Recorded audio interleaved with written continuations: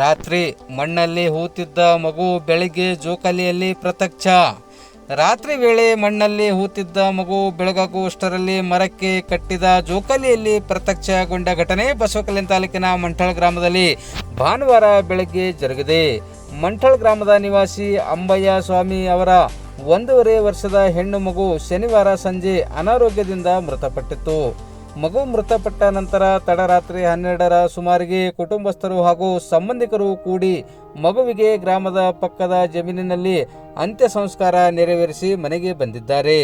ಮಗು ಮಣ್ಣಲ್ಲಿ ಹೂತು ಮನೆಗೆ ಬಂದ ಪಾಲಕರು ಹಾಗೂ ಗ್ರಾಮಸ್ಥರಿಗೆ ಬೆಳಗಾಗುವಷ್ಟರಲ್ಲಿ ಆಶ್ಚರ್ಯ ಕಾದಿತ್ತು.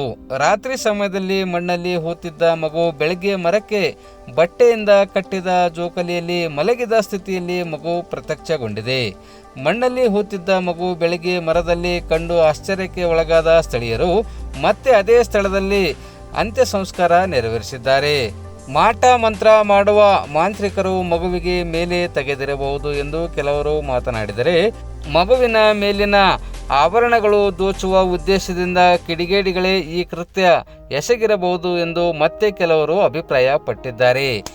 ರಾತ್ರಿ ವೇಳೆ ಹೂತಿಟ್ಟಿದ್ದ ಮಗು ಬೆಳಗ್ಗೆ ಮರಕ್ಕೆ ಕಟ್ಟಿದ ಜೋಕಾಲಿಯಲ್ಲಿ ಪ್ರತ್ಯಕ್ಷವಾಗಿರುವ ಪ್ರಕರಣಕ್ಕೆ ಸಂಬಂಧಿಸಿದಂತೆ ಸ್ಥಳೀಯರಲ್ಲಿ ಚರ್ಚೆ ಜೋರಾಗಿ ನಡೆಯುತ್ತಿದೆ.